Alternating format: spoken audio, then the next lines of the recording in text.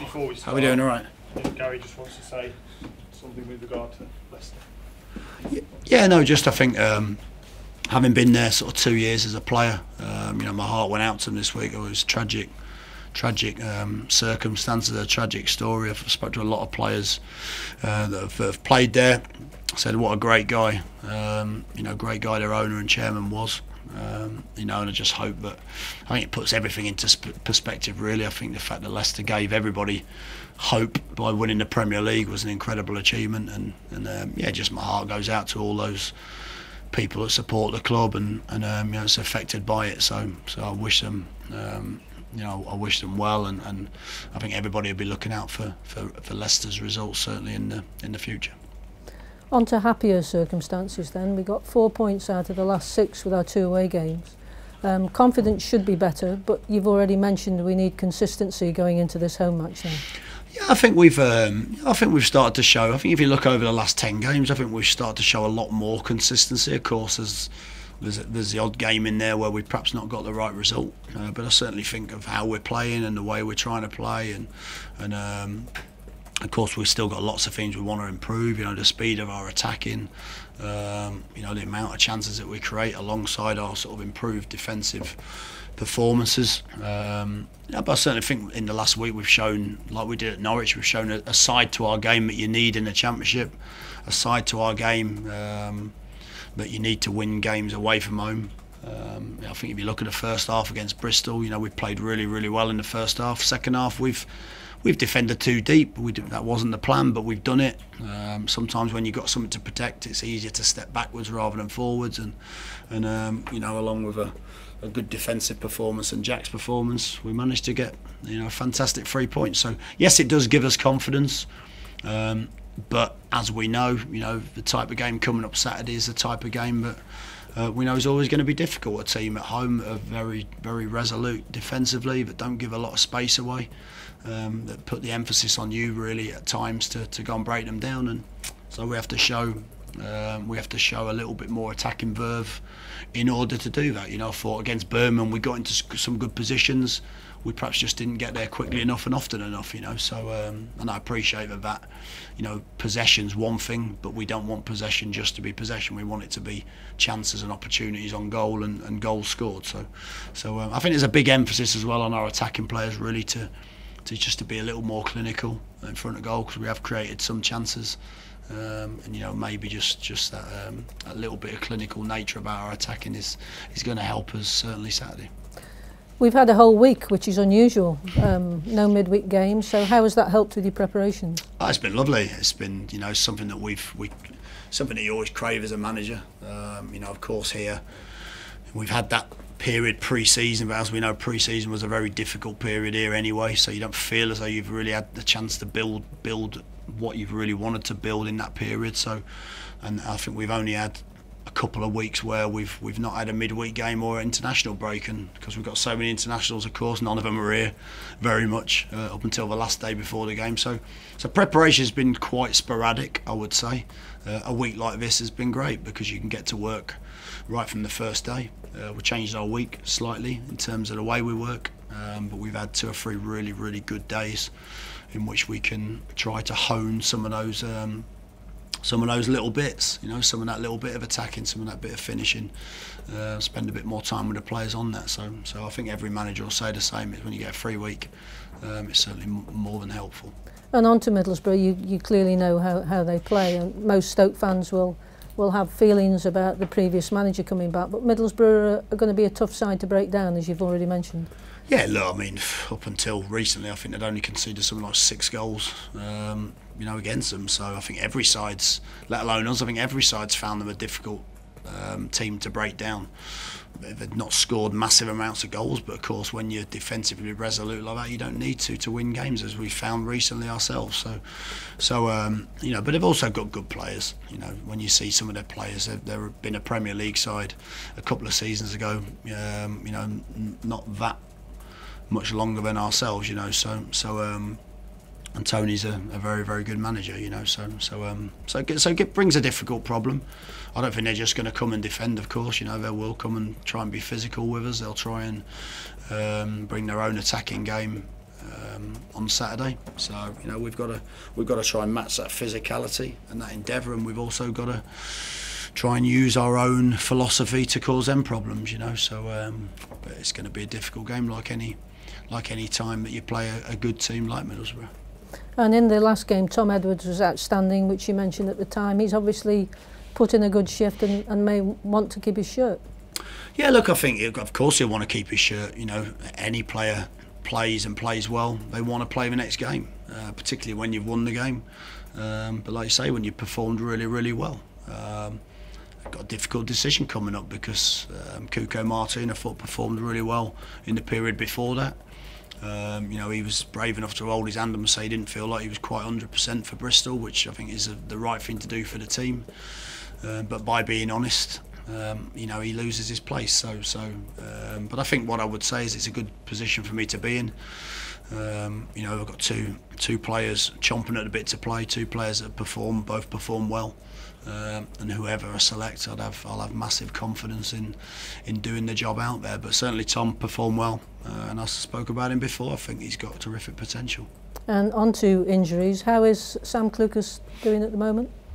Sam's fine. Yeah, Sam's fine. We've got a few other little niggles, of which I'll know probably more about last minute tomorrow. So we've got a couple of players that could be doubtful for the weekend's game. But Sam's been fine. Sam's trained really well this week. He trained a little bit towards the back end of last week. I think the big decision really will be pretty simple. Do we thrust him back into action without a massive volume of training, without any real match play, or do we or are we slightly more patient with him in order to just let him build that resilience? Of course he'll want to play, he'll want to be involved, he'll be chomping at the bit. And he's looked really good in training, I think. Shows what a quality player he is, but of course what we don't want is, we certainly don't want to get him back in too quickly and then him miss a load more period of time out. So when he comes back in, if that's this weekend or the following weekend or the one after that, we want to make sure he's fit to go for the rest of the season, and that's going to be an important decision for us. Any update on Mam Diouf and Peter Etterbo? Peter's trained for the last couple of days. Mam hasn't trained for the last couple of days. Mam might be okay to train Friday. Again, nothing too serious, but when he's had 2 hamstring injuries quite recently, again, I'll have a decision to make. Do we want to risk him injuring that further? Because of course that wouldn't be good. So we've got a few like that. Of course, as a manager, you want everyone to train all week, and then it's very, very easy in terms of who's available and who's fit. But the reality of the Championship and football is that sometimes you have to nurse 1 or 2 players through the week. Sometimes they make the game, sometimes they don't, and that's a decision that's always based on what's best for the team, not the individual. We'll always try to make that decision. And the crowd might be affected by Bonfire Weekend, by the game being live on Sky, but it would be obviously great if we could get 3 points. But the fans are really important this weekend, aren't they? And there may be a situation where there's a little bit of, we have an ex-manager back. You know what that's like, going to a former club, and he'll want to do well here. He normally does actually do well. Yeah, listen, Tony, I think, I would imagine Tony would get a decent response from the fans, because he's been a massive part of this club, and a really successful part of this club, so rightly so. He's always been very good to me whenever I've come across him and played against him. But alternatively, we know how hard his sides are to play against. It doesn't surprise me. He's had good results here since leaving. I know myself that you're always keen to go back to your old clubs and get one over on them a little bit, just because that's the nature of the competitive side of any manager. And like you say, the fans have played a massive part. I would imagine that the whole atmosphere of this weekend, because it's our sort of remembrance game. Tony coming back, I appreciate what you're saying about the weekend that it is, and the fact that it's a little bit later kick-off. But whatever amount of fans we get there, they've shown that they'll make a lot of noise and they'll get behind the team. And once more, we've got to try and give them a performance that makes them stay behind the team. So certainly something we want to improve is our home results. I don't think in overall we've played really, really poorly at home. I just think we've made poor mistakes in games that have then dictated how the game's perceived or how the result ends up. And what we've got to do is we've got to put in a much better performance for much longer periods in order to get the result we all want. And the last one from me, the last game, you had Moritz Bauer, Peter Crouch and Ryan Shawcross all ready to come on. Are you going to just continue with that, or are you going to have all 6 or 7 people standing there next time? Probably not. At one point, one of the coaches joked that Charlie, get ready, you might be coming back on again. So no, I think it was we were putting Moritz on the right side to shore up that right side. We just felt Ince had run out of a bit of legs, and if you remember at that point, that Bristol had got a corner, and then they proceeded to put 3 corners in the box and look dangerous, and by that time you felt as though maybe it was going to be a set piece. So at first we were going to go for Crouchy, then we felt as though we might as well put Ryan on. I didn't really want to do that at that point because I felt that would just encourage even more pressure to put an extra defender on and not an attacking player. But at that point I think the clock had got to about 85-86 minutes, and we just felt at that point as though we want to get another defender on the pitch, and we managed to see it out. But yeah, I think that such was the weather down there that you didn't really want to be stood on the sideline with just shorts and a t-shirt on for too long. So apologies to those two. Thank you. Thanks. You faced Tony Pulis as a manager a couple of times, once with Birmingham and once with Derby, if I remember rightly, in the last season. And it's a tough side to beat. But what can you do to break down a Tony Pulis side, particularly when he's coming here to get a result against one of his old clubs? Well, I think there's two. I mean, in my opinion, there's 2 ways of doing it. There's one is you either try to be very, very forceful, and you try to perhaps go away from your philosophy and just try and force pressure on them in the right areas, but they're very good at defending that. Or you have to be a little bit patient, and that's the thing, you know. So I think it's one of those games where, you know, the fans might have to be patient with the players as well, because what you don't want to do is you can't, you know, if you want to be. If you want to build play up, and if you want to try and keep probing against a side like that, you have to accept that if they limit space, it's going to be very hard to find that space as well as you like all the time. So there's times when you have to keep the ball, there's times when you have to keep moving the ball, there's times when you're going to have to work very hard to open spaces up. And you also have to be aware that Middlesbrough also can attack very, very well. You know, I don't think for any stretch of the imagination they're just going to come here and sit in and defend for the whole game. You know, they're very good when they attack also. They've got some very powerful players, some very good players.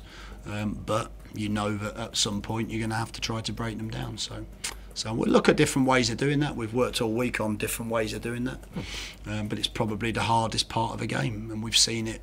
You know, we've got 3 very good away results ourselves by, at some period of the game, dropping in very deep and making it very, very difficult for the opposition to play through you. So as we know, if any team does that against you, you've got to find a very good solution, and that's where you want your attacking players to come up with a little bit of magic in the final third, you know. So that's going to be on them. It's quite difficult to give that to the players sometimes. I think most coaches and most managers will say the same, that a lot of your philosophy is to try and get those players to the final third, and when you're in the final third, that's when they've got to earn their money. You know, they've got to come up with a little bit of magic, and we'll try and give them that freedom to do that, and then we want to see that ability come out. Thank you. Cheers. Thank you. Thank you. Cheers, guys.